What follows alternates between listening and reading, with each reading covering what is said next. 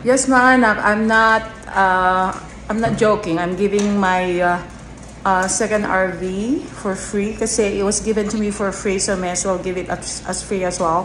Because right now, I'm really, I'm really here right now. So before, I was actually planning that it's gonna be a place for my two dogs, but then the RV park, they were complaining about me being here and then they are there, so they accused me of abandoning my dogs, while in fact I still had some time also, spare time in order to go and be with them, but I thought, okay, so I won't be in trouble anymore, so I decided to just bring them along with me here at my condo. So yun na, I finally decided na i-give up na talaga, because the other one also I can actually just put it somewhere else, where I can just store it, whatever, without having to pay for the RV park space, So if I'm just gonna take a storage, so it would just be cheaper for me to store, my first RV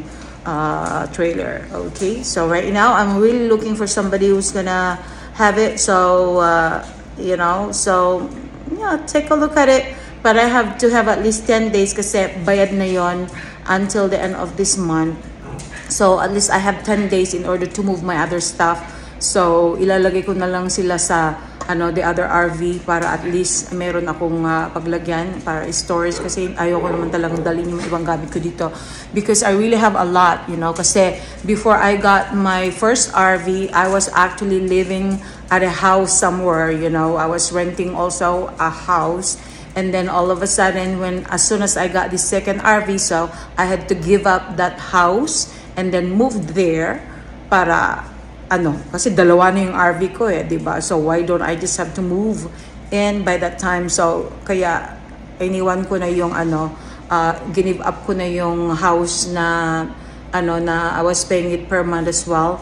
So now that I've decided to actually get a condo here for $2,400 every month, so I thought, why do I still have to keep on paying 2 RV spaces? Well, in fact, pwede ko naman silang ibigay na lang or whatever. Pero yung isang RV ko, yung first RV ko, I'm just gonna do it as my storage na lang, diba?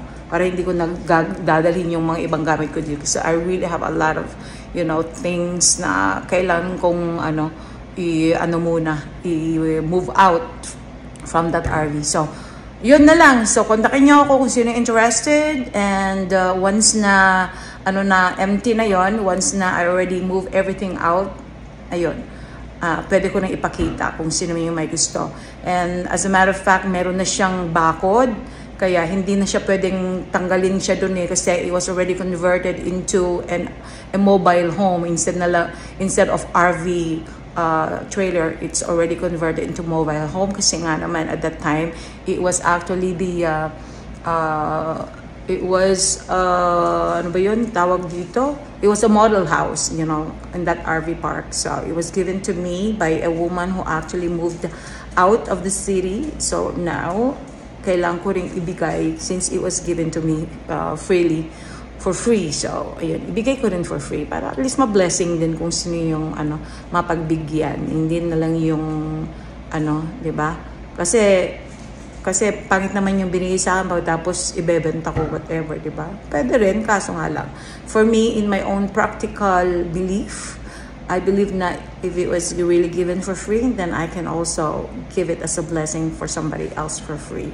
So yun, I hope that person is gonna be the next owner of that RV would really enjoy it, kasi maganda yung memory niya, kaya at least kahit papano ma-bless naman kung sino yung next na titira doon. Alright, so ayun guys, I'll update you for more pag na-vacate ko na, okay?